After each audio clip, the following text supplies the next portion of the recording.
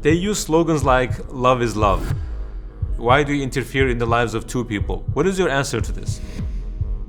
What would you say to a person who thinks that he or she was born with this inclination and that there was nothing they could do about it? Children are watching this everywhere. If someone took his son for therapy and his son is under 18, when he comes back home, he will go to jail. One of the biggest psychologists in America wrote a book called Faith of the Fatherless. Why and how did the rainbow become a symbol of this movement? This group that we're talking about have been saying, live and let live. But now they lobbied and banned the therapy in over 30 countries. There are some information leaking now about the pharmaceutical lobby. We're speaking about billions of dollars, if not trillions of dollars worldwide. So we are asking them now, why don't you now live and let live? Assalamu alaikum, Sheikh Father Suleiman. Thank you for accepting our invitation. We know that you're founder and director of the Bridges Foundation, and you've been involved in answering the questions or clearing the misconceptions in the minds of young people. One of these topics is about same-sex attraction and LGBTQ issues. So we're going to ask some questions about this today. They use slogans like love is love. They say, why do you interfere in the lives of two people? What is your answer to this? They want to say that who can control his heart? As if the heart should not be under control by one's mind. Forget about homosexuality now. Imagine that a man started to have feelings towards the wife of his neighbor. Should he not control his heart? Should he say that love is love? And then wait until his neighbor goes to work and then goes and knocks her door and expresses his feelings towards her, and then cheating happens and fornication happens and adultery happens? Shouldn't the hearts be controlled by the mind? Definitely the heart must be under control. Besides that, love is a type of worship in Islam. Who said that we do not love each other? In Islam, men love men and women love women, but not in a sexual context. So yes, love is love, but also lust is lust. When it comes to sexual pleasure, here lust is involved. And actually, Islam encourages Muslims to enjoy the sexual pleasure, but within the frame of marriage, not in a frame that is against Allah's will. What would you say to a person who thinks that he or she was born with this inclination and that there was nothing they could do about it? Actually, there's no sexuality when people are just newborn. So we need to know that what causes homosexuality. There are different causes and different manifestations for it. In men, it's a manifestation of something called the attachment disorder. And mainly it's a traumatic event or events in childhood. The most common one is what we call the missing father syndrome, that the father is missing in the life of his children. Boys are born, no sexuality at all. And then they grow up as boys. They start having a good relationship with each other, making friendship in the age of 6 and 7.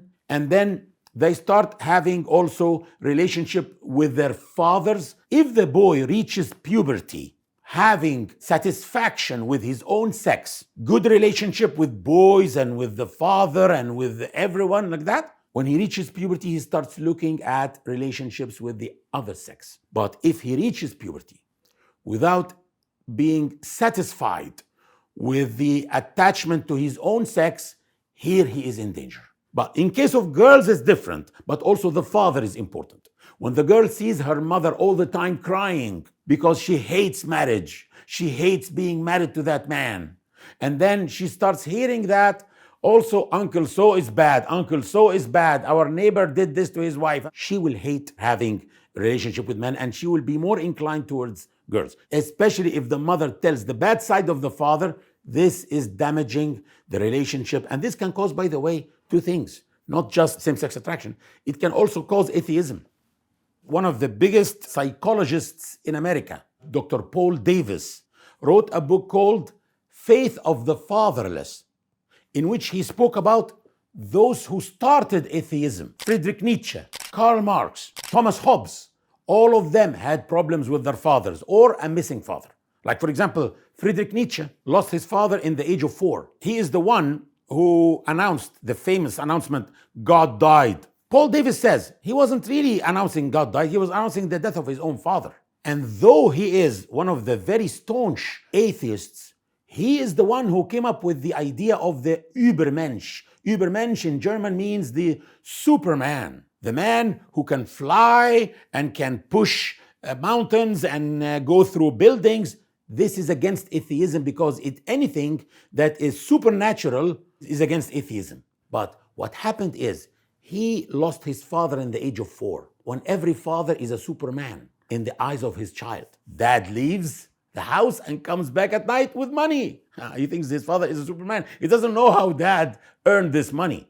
And the more the child grows up, the more his father becomes normal. But he lost his father at the age when he was a Superman for him. The issue is, this is not necessarily what will happen. Because actually, if you look at the prophets, most of them lost their fathers or didn't have fathers. For example, Prophet Muhammad ﷺ was an orphan. Jesus, son of Mary, doesn't have a father at all. Or they had the bad fathers, like the father of Abraham. So not necessarily that if someone loses his father or had a corrupt father, that he will be falling in one of these issues. Because I don't want people to watch this video and then start doubting themselves. No, not necessarily.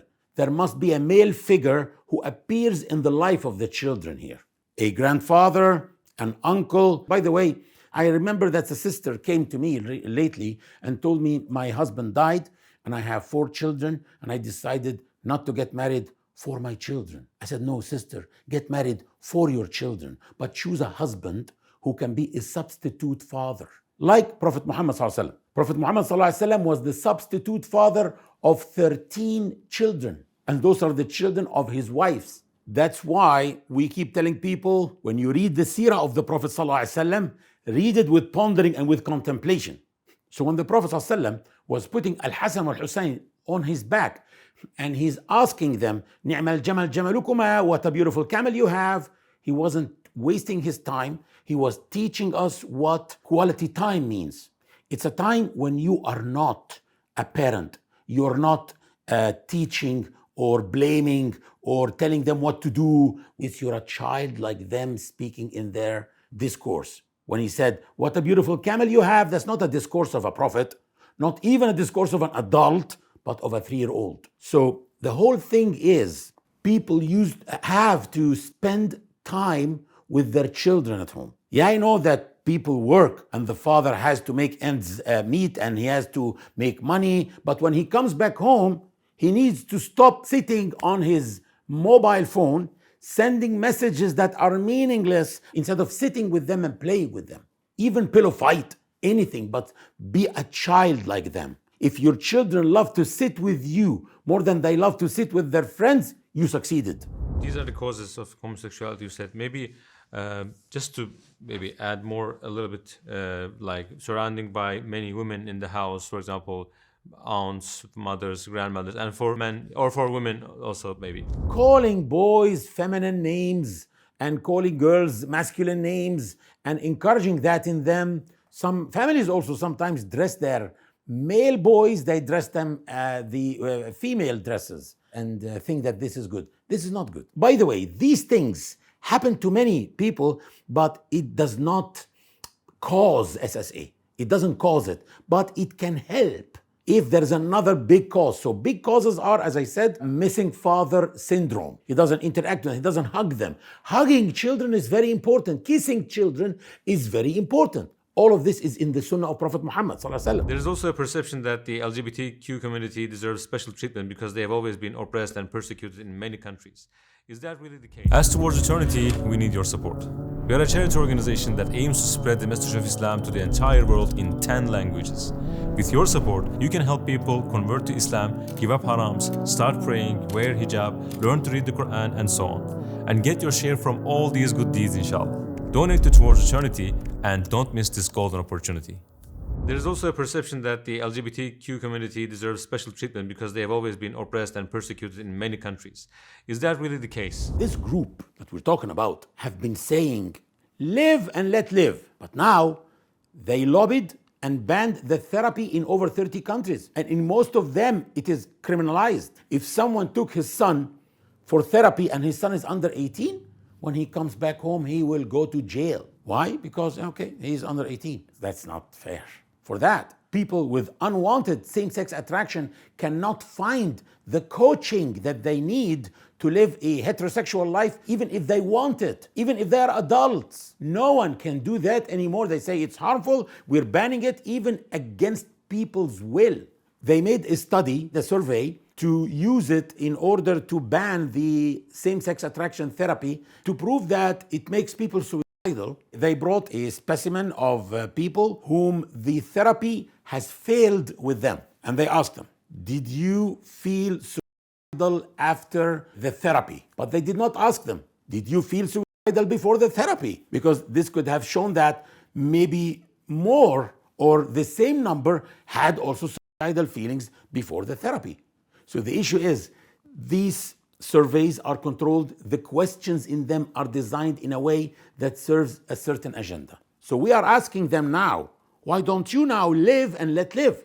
For example, in America, I know therapists there whom the rate of success is 46% in their practices. I know people in the Arab world actually, or in the Muslim world, whom the rate of success is much, much higher than this, because the Muslim really, really wants to get rid of this. So he has more incentives and something more pushing him to get rid of that. So the issue here is, who said that if a therapy doesn't work with some people that you can ban it? Well, cancer therapy doesn't work with everyone. Who dares to ban cancer therapy? So one of the things that people need to know about the therapy is that what to expect from the therapy.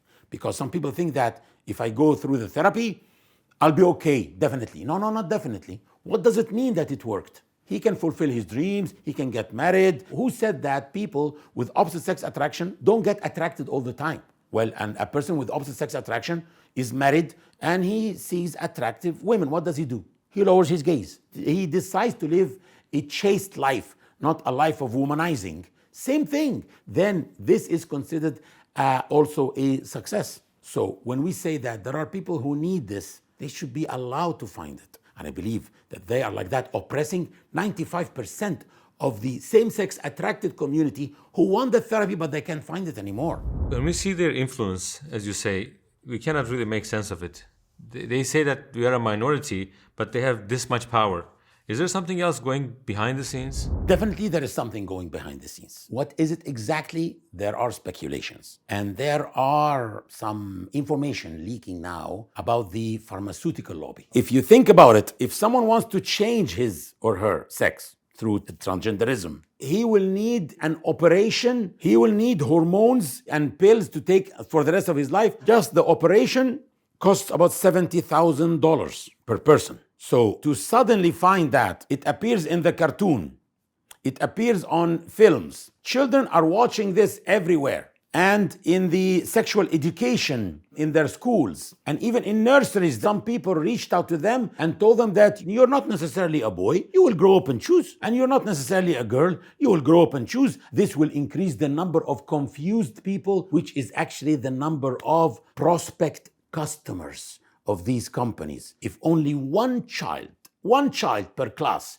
decides to transfer his sex and become a transgender, that's a $70,000 from this class. From 10 classes in this grade, it's $700,000. From all the grades, we're speaking about 7 million or more, and that's from only one school. And what about the rest of the schools in the area?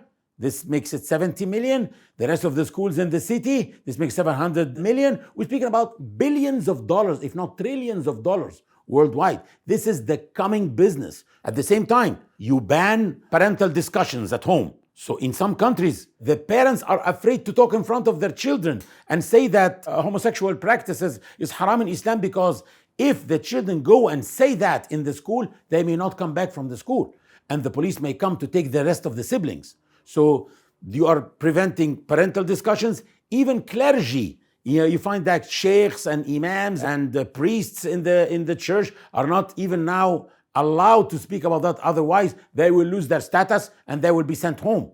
And who's benefiting from this? Pharmaceutical companies. And our children need to know that, because like that, we will be increasing in them the critical thinking to know, why is the school doing this to them? So the children will watch that and will be careful next time when they hear this in school. They will not give them a full ear. And we don't want them to give a full ear. I have the curriculum of third grade in Scotland, and actually shocking to see that they are telling third graders that sex can be between a man and a man or a woman and a woman. And thank God they did not forget to tell the kids that it can also be between men and women. So it's like the shudud or the abnormality is presented first as if this is the norm. Last time I was in a bank, I saw like everywhere, even on the ATM machine, the rainbow, and it says, we support LGBT and stuff. So I called the teller and asked him, well, if I tell you that I'm from this movement, so how do you support me? He said, he's just shaking his shoulders. No, you tell me, please. I want to see, how will I get support? Will you give me a better rates or something on my savings? He said, no. How do you support them? Why are you involving yourselves in what your customers are doing in their bedrooms? So this is really strange, but thank God, until today, the therapy is not banned in the UK. Why and how did the rainbow become a symbol of this movement? This is a very, very important point because, as I said, they are clever and they are professionals and they chose the most beautiful, natural combination of colors to be their slogan. Problem is in us who gave up that slogan quickly. It's like we're donating it to them, and that's not good, and it's gonna backfire on us with the issue of atheism. Because when you tell your son who wants to buy a t-shirt that has the rainbow or a lunchbox that has the rainbow, and you tell him, no, haram, what is the message that you pass to him? You pass to him indirectly that God hates beauty. This will create a complex in the heart of the child against God or against religion. So this is very dangerous, and the rainbow must be regained as soon as possible. There are also people who regret and give up this lifestyle. What are they going through that makes them feel this regret? Well, many people find that when they go through these things that are actually haram, thinking that it will cause pleasure for them, it doesn't really cause them pleasure. When you see people drinking and clubbing and dancing in clubs and stuff like that, it doesn't mean that they are happy, by the way. Yes, at the moment, when you see them, they are laughing, but after they become sober, the depression comes back multiplied by 20. Same thing. Those people who are going to do some sexual behavior that is un-Islamic, whether homosexuality or not, they do so thinking that it's gonna help them, but it doesn't. There are also people who have such feelings but do not want to act on them. They are afraid that even having these feelings is haram and makes them sinful. Well, that's a very important thing to understand, that Allah does not judge people according to what crosses their mind or the feelings. Allah judges people according to the actions. And the Prophet ﷺ has a hadith that Allah has forgiven my ummah, my people, for what crosses their mind until they speak about it and spread it, or it comes into action. So if someone is having same-sex attraction, he needs to know that this is his test in life. Ask Allah help to succeed and to pass your test in life. And there is support groups.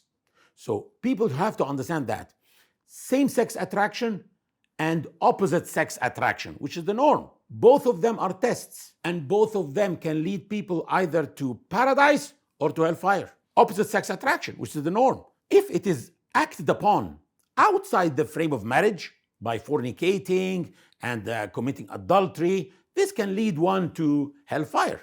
So people have to know that this is not the end of the world. They should know that they are not the only people who have this. No, there are others who are helping each other to get over it.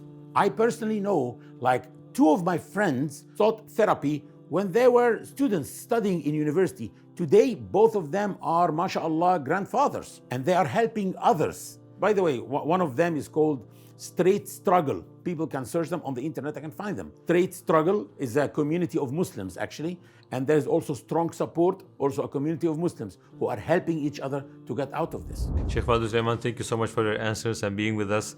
Jazakallah khairan, may Allah reward you. Jazakumullah khairan. I want to thank you so much. And this is a very sensitive topic, of course, and we did not mean to offend anyone at all. I understand that people who are having same-sex attraction and for them it is unwanted, that they will understand our point of view. And even then, those who, for them, it is wanted and they don't have a problem with it, they should also know that we are free to choose the way of life for ourselves and for our children. And they should not interfere in this.